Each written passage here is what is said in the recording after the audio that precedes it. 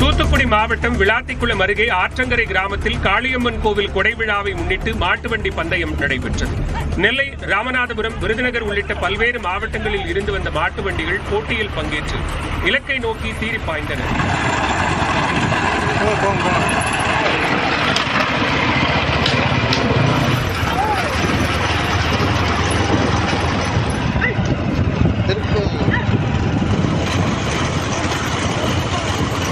இதில் தூத்துக்குடி மற்றும் புதுக்கோட்டை மாவட்டத்தைச் சேர்ந்த மாட்டு வண்டிகள் முதல் பரிசை வென்றன.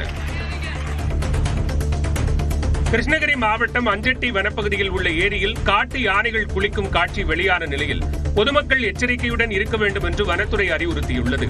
அஞ்செட்டி வனப்பகுதி அருகே உள்ள சாலைகளில் அவ்வப்போது ஒற்றை யானைகள் உலா வருவது வழக்கம்.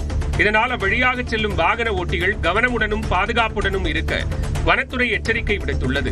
யானைகளின் அருகே செல்லக்கூடாது என்றும் அறிவுறுத்தியுள்ளது. திருப்பத்தூர் மாவட்டம் வாணியம்பாடி அருகே விலை வீழ்ச்சி காரணமாக முட்டைகோஸ்களை விவசாயி ஒருவர் டிராக்டரை ஏற்றி அழித்தார். ஆந்திர எல்லையில் உள்ள ஆர்மணி பெண்டா என்ற இடத்தில் சுப்பிரமணி என்பவர் தனது 3 ஏக்கர் நிலத்தில் 1 ஏக்கருக்கு 50,000 ரூபாய் வீதம் 1,50,000 லட்சம் ரூபாய் செலவு செய்து முட்டைகோஸ் பயிரிட்டுள்ளார். இந்நிலையில் கிலோ 20 ரூபாயாக இருந்த முட்டைகோஸ் விலை 3 ரூபாயாக சரிந்தது. இதனால் ஏமாற்றமடைந்த சுப்பிரமணி முட்டைகோஸை அறுவடை செய்யாமல் தனது நிலத்திலேயே வைத்து டிராக்டர் மூலம் அழித்துள்ளார்.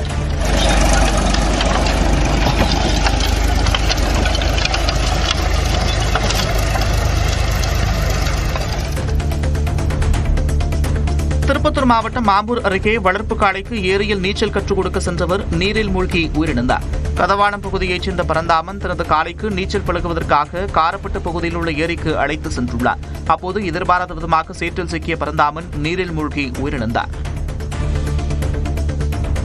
புதுக்கோட்டை மாவட்டம் ஆலங்குடி அருகே மின்மாற்றி அமைக்கப்பட்ட 12 மணி நேரத்திற்குள் அதிலிருந்த 4,50,000 ரூபாய் மதிப்புள்ள காப்பர் கம்பிகள் திருடப்பட்ட சம்பவம் அதிர்ச்சியை ஏற்படுத்தியுள்ளது. வேப்பங்குடி பஞ்சாயத்துக்குட்பட்ட வம்பன் காலனி பகுதியில் விவசாய பயன்பாட்டுக்காக புதிதாக மின்மாற்றி அமைக்கப்பட்டது. நள்ளிரவு நேரத்தில் மின்சாரத்தை துண்டித்து மின்மாற்றியை உடைத்த நபர்கள் அதிலிருந்த கம்பிகளை திருடியுள்ளனர். இது தொடர்பாக விவசாயிகள் அளித்த புகாரின் பேரில் காவல்துறையினர் விசாரணை நடத்தி வருகின்றனர். நெல்லை மாவட்டம் பணகுடி அருகே அரசு பேருந்து மோதி இஸ்ரோ ஊழியர் உயிரிழந்தார். வள்ளியூரைச் சேர்ந்த மூக்கையா என்பவர் மகேந்திரகிரி இஸ்ரோ மையத்தில் பணியாற்றி வந்தார். இவர் வழக்கம் போல இருசக்கர வாகனத்தில் பணிக்கு சென்றபோது நெல்லை கன்னியாகுமரி 4 வழிச்சாலையில் பின்னால் வந்த அரசு விரைவு பேருந்து மோதியது. இதில் சம்பவ இடத்திலேயே மூக்கையா உயிரிழந்தார்.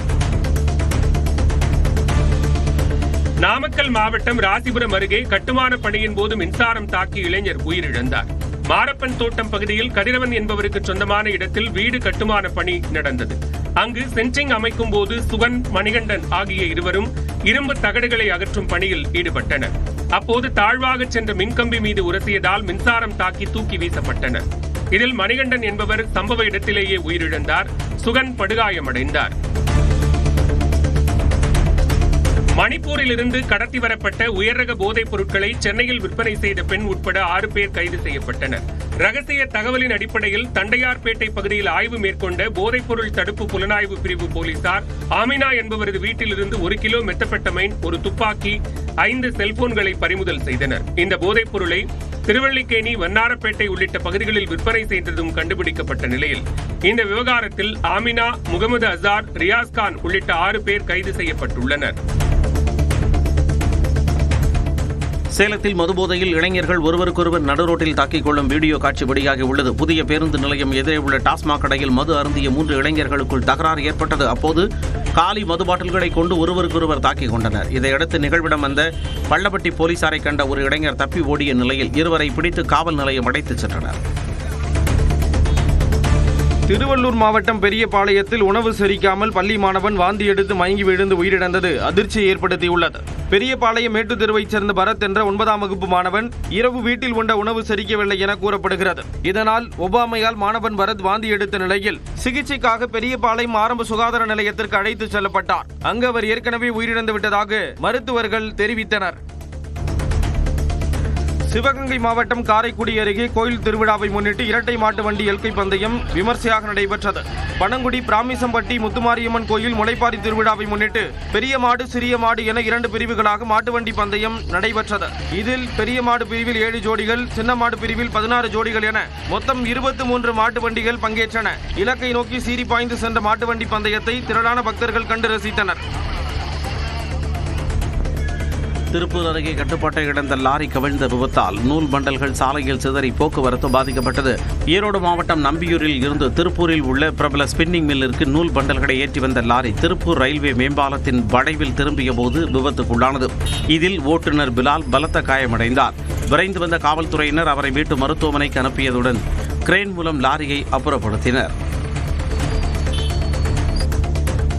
தர்பூசணியில் ரசாயன ஊசி செலுத்தியதாக பரவிய வதந்தியால் கள்ளக்குறிச்சி மாவட்டம் உளுந்தூர்பேட்டை பகுதியில் வியாபாரிகள் பெரும் நஷ்டத்தை சந்தித்துள்ளனர். பரிக்கல், பூ, மாம்பாக்கம், வடகுரும்பூர் உள்ளிட்ட கிராமங்களில் 100க்கும் மேற்பட்ட விவசாயிகள் சுமார் 250 ஏக்கர் பரப்பளவில் தர்பூசணி பயிர் செய்துள்ளனர்.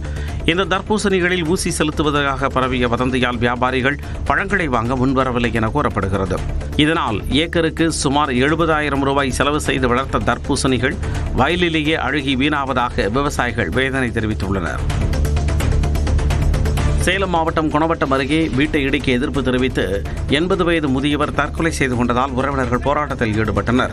குணவட்டத்தை அடுத்த சதுப்பேரி ஏரி பகுதியை சுற்றியுள்ள பகுதிகள் 100 ஆண்டுகளுக்கு மேலாக 250க்கும் மேற்பட்ட குடும்பங்கள் வசித்து வருகின்றன. இந்த வீடுகளை இடிப்பதற்கு எதிர்ப்பு தெரிவித்து முன்னாள் தொலைத்தொடர்பு நிறுவன ஊழியரான 80 வயது முதியவர் மணி தூக்கிட்டு தற்கொலை செய்தார்.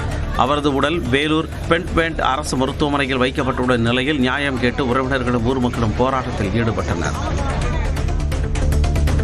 கிருஷ்ணகிரி மாவட்டம் கடற்பதி கிராமத்தில் செல்லம்பதி மாரியம்மன் கோவில் உண்டியலை உடைத்து 2 லட்சம் ரூபாய் ரொக்கம் மற்றும் 2 சவரன் தங்க நகைகள் கொள்ளையடிக்கப்பட்டது. புதன்கிழமையன்று செல்லம்பதி மாரியம்மன் கோவிலை பூட்டிவிட்டு சென்ற பூசாரி மறுநாள் காலை வழக்கமான பூஜைகள் செய்ய வந்துள்ளார். அப்போது உண்டியல், கருவறை கதவுகள் உடைக்கப்பட்டு பொருட்கள் கொள்ளையடிக்கப்பட்டதை பார்த்து அதிர்ச்சியடைந்தார். இதுகுறித்து அவர் புகார் அளித்த நிலையில் விசாரணை நடைபெற்று வருகிறது. கடலூர் மாவட்டம் காட்டுமன்னார் கோவில் அருகே மயான பாதை இல்லாததால் உயிரிழந்த முதியவரை நெல்வயல் வெளியில் தூக்கிச் சென்று அடக்கம் செய்த அவலம் நிகழ்ந்துள்ளது. கருங்குடி வடக்கு தெருவில் வசிக்கும் 70க்கும் மேற்பட்ட குடும்பங்களைச் சேர்ந்த பழங்குடியின மக்கள் தங்களுக்கு மயானத்திற்கு செல்ல சாலை வசதி ஏற்படுத்தி தர வேண்டுமென பல நாட்களாக கோரிக்கை விடுத்து வருகின்றனர். இந்நிலையில் அதே பகுதியைச் சேர்ந்த அரசன் என்ற முதியவர் காலமான நிலையில் 1 கிலோமீட்டர் தூரத்திற்கு விவசாய நெல்வயல் வழியாகவும் முட்புதர்கள் வழியாகவும் தூக்கிச் சென்று உடலை அடக்கம் செய்தனர்.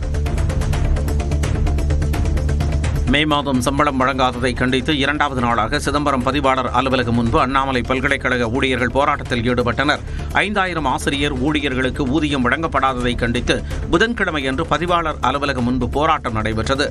மறுநாள் ஊதியம் வழங்குவதாக பதிவாளர் அறிவித்ததை தொடர்ந்து அந்த போராட்டம் கைவிடப்பட்டது. ஆனால் சொன்னபடி ஊதியம் வழங்கப்படாததால் பதிவாளர் அலுவலகத்திற்கு உள்ளே சென்று ஊழியர்கள் மீண்டும் வாக்குவாதத்தில் ஈடுபட்டனர்.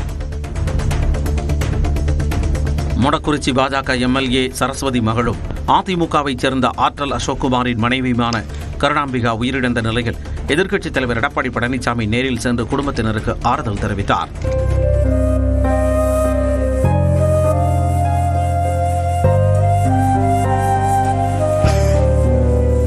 இதேபோல பாஜக தமிழ்நாடு தலைவர் நயினார் நாகேந்திரனும் வீட்டிற்கு சென்று கருணாம்பிகா புகைப்படத்திற்கு மலர் தூவி அஞ்சலி செலுத்தினார். தனது கையை பற்றி கதறிய எம்எல்ஏ சரஸ்வதிக்கு ஆறுதல் கூறினார்.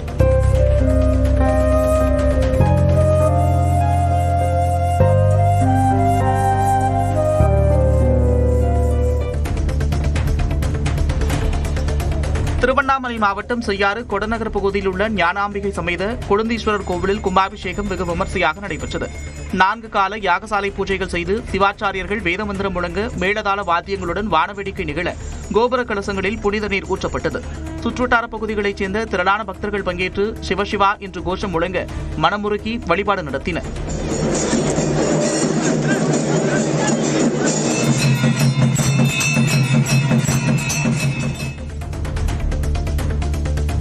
செங்கல்பட்டு மாவட்டம் மதுராந்தகம் புறவழிச்சாலையில் கார் மீது சொகுசு பேருந்து மோதிய விபத்தால் கடும் போக்குவரத்து நெரிசல் ஏற்பட்டது. திருச்சி சென்னை தேசிய நெடுஞ்சாலையில் புதுச்சேரியிலிருந்து சென்னை நோக்கி சென்ற கார் மீது நெல்லையிலிருந்து சென்னை சென்ற சொகுசு பேருந்து மோதியது. இந்த விபத்தில் யாருக்கும் எந்த பாதிப்பும் ஏற்படாத போதிலும் அரை மணி நேரத்திற்கும் மேலாக போக்குவரத்து பாதிக்கப்பட்டு தென் மாவட்டங்களிலிருந்து சென்னைக்கு வந்த வாகனங்கள் வரிசையாக அணிவகுத்து நிற்கும் நிலை ஏற்பட்டது. நாகை மாவட்டம் வெள்ளப்பள்ளத்தில் 2வது மதுக்கடை திறக்க எதிர்ப்பு தெரிவித்து முன்னாள் அமைச்சர் OS மணியன் தலைமையில் அதிமுகவினர் சாலை மறியல் போராட்டத்தில் ஈடுபட்டனர். புதிதாக திறக்கும் மதுபான கடை இருக்கும் பகுதியில் விபத்துகள் அதிகம் நடப்பதாகவும் அதனால் இந்த பகுதியில் மதுக்கடை தேவையில்லை என்றும் கூறி அவர்கள் போராட்டம் நடத்தினர். தகவல் அறிந்து வந்த DSP சரவணன், ஆய்வாளர் நாகலட்சுமி ஆகியோர் அவர்களுடன் பேச்சுவார்த்தை நடத்தி சமாதானப்படுத்தினர். ஈரோடு மாவட்டம் சத்தியமங்கலம் அருகே விற்பனைக்காக கடத்தி வரப்பட்ட 110 கிலோ குட்கா பறிமுதல் செய்யப்பட்டது. பண்ணாரி சோதனைச் சாவடியில் காவல்துறையினர் வழக்கமாக வாகன தணிக்கையில் ஈடுபட்டனர். அப்போது கர்நாடகாவிலிருந்து திருப்பூருக்கு பால் ஏற்றி வந்த பிக்அப் வாகனத்தில் மறைத்து கடத்தி வரப்பட்ட 75,000 ரூபாய் மதிப்புள்ள குட்காவை பறிமுதல் செய்தனர். மேலும் அந்த வாகனத்தை ஓட்டி வந்த மனோஜ்குமார் என்பவரையும் கைது செய்தனர். சிவகங்கை மாவட்டம் டி. வேளாங்குளம் விலக்கில் இருந்து மாநாடு விலக்கு வரை கிடப்பில் போடப்பட்ட சாலை பணியை விரைந்து முடிக்குமாறு பொதுமக்கள் கோரிக்கை விடுத்துள்ளனர். 4 கிலோமீட்டர் தூரத்திற்கு 1,60,00,000 ரூபாய் செலவில் தார் சாலை அமைக்கும் பணி 3 மாதங்களுக்கு முன்பு தொடங்கியது. பழைய சாலை பெயர்ந்து எடுக்கப்பட்டு சரளை கற்கள் பரப்பி 1 மாதமாகியும் எந்த பணியும் நடைபெறாமல் உள்ளது. இதனால் சாலையில் தட்டுத்தடுமாறி செல்வதுடன் புழுதி படலத்தாலும் வாகன ஓட்டிகள் அவதியடைந்துள்ளனர்.